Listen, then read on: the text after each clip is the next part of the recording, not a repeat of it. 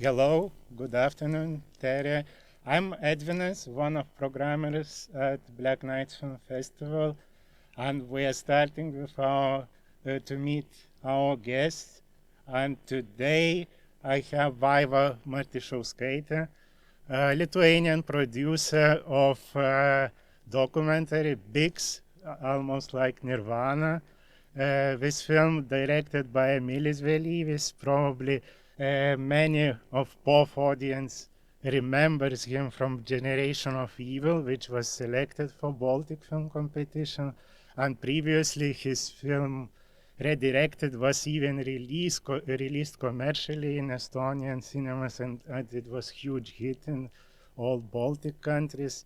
And please remember Emilis' name with currently finished and wrapped TV series, A Wolf's Prey, and you will recognize in this film Tommy Korpela, Finnish superstar, who will also have one film in Baltic film competition.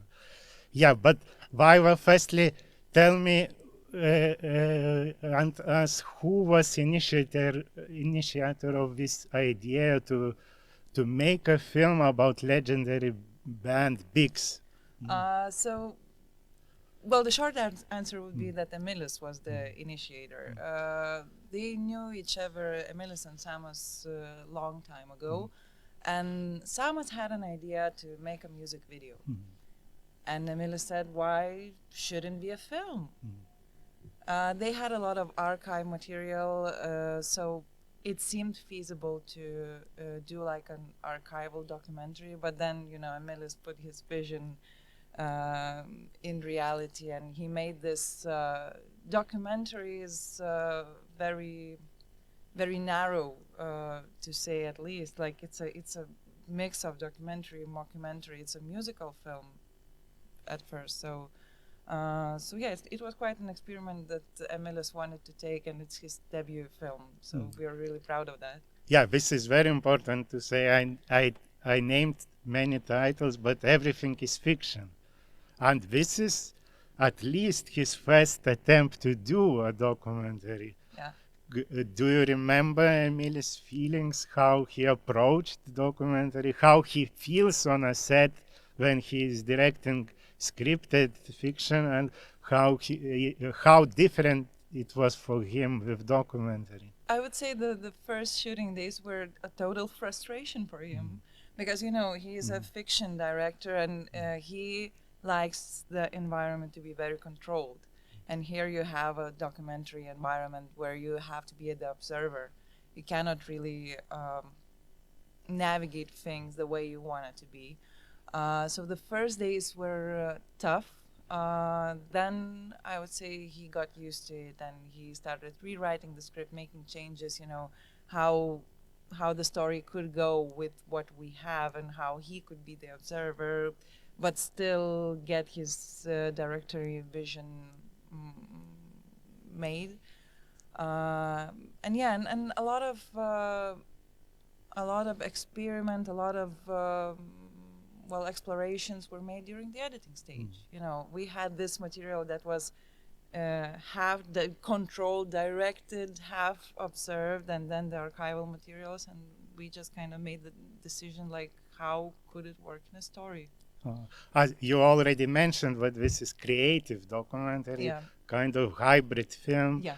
And as you as producer together with Juliana Kim also had plenty of challenges to solve. Of course, yeah. And especially with Ikarus long, very old schoolish bus. Yeah. How did you find this bus? I think the Ikarus bus wasn't that much of an issue. Apparently we have a lot of these old buses in Lithuania, so we just had to find one. Transporting it to the film set was kind of an issue because it's an old bus and we were not sure if the bus will make it to the set.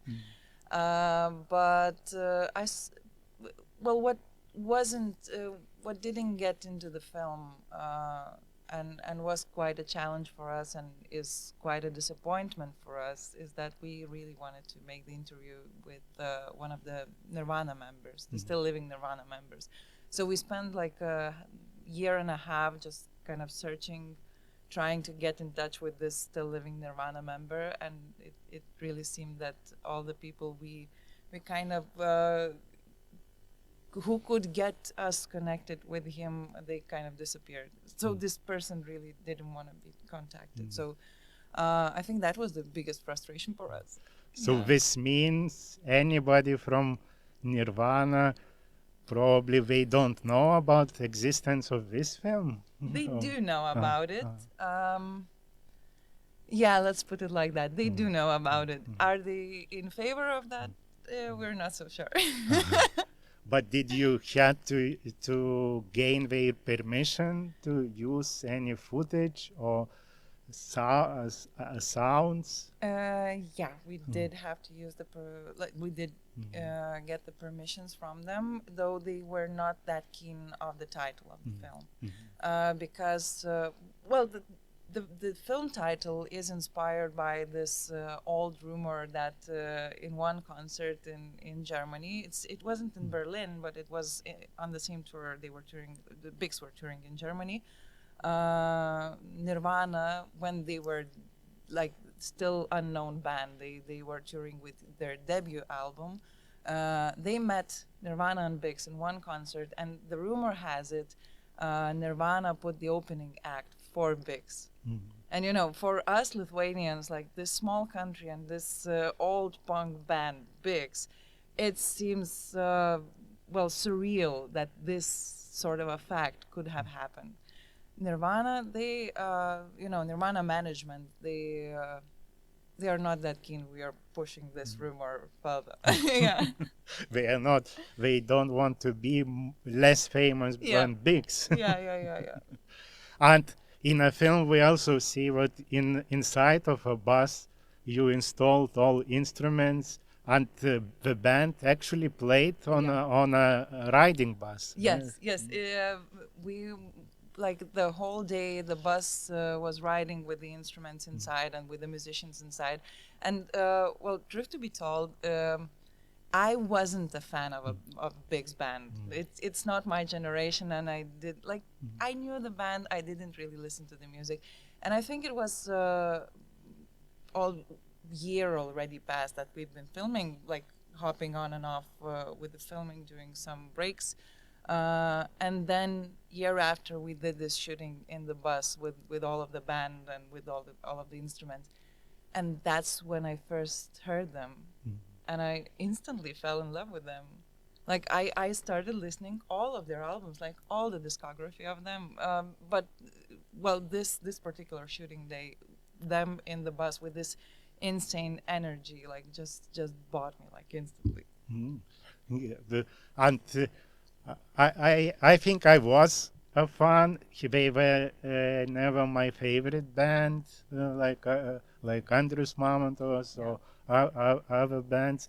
But what I found very interesting and uplifting in Emilis' film, that all words are translated to English. And I kind of found a new perspective of BIX words, that they are very meaningful and especially monumental for today's times. Yeah, and Samas, well, the script writers made this comment that at one point while shooting the film, that Samas is this a very sad poet, a very existential one, and actually you can listen to the early songs like 50 times and you still dig to a deeper meaning of the lyrics. Yeah, it's fascinating.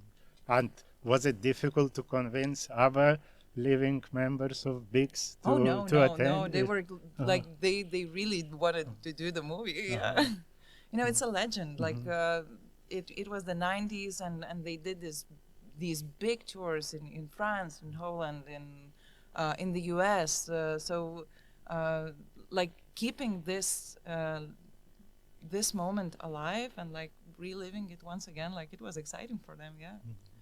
Did Emilis showed a film to Samas and BIX members? Samas, as one of the film producers, did saw the film, though not the final version, not yet.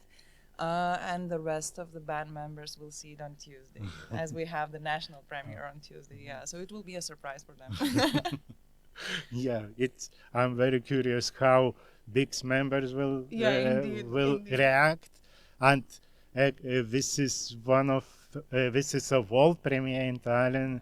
And do you think BIX has a fan base here outside Lithuania? We're not so sure, and it's it's so interesting and so valuable to see like how the international audiences will take this film. We understand that in Lithuania they are legends. Here we're not so sure, so it will be another experiment for us. Yeah. Thank you, Vaiva, for visiting our PÖFF TV booth. But I wish to wrap this interview by saying that BIX Almost Nirvana is really universal documentary, and it's very meaningful and powerful, especially in current days, for fights against freedom and against censorship as well. So I invite you tomorrow in the evening at 9:30 here in Apollo Cinema to witness a world premiere of first ever Emilis Vėlyvis documentary.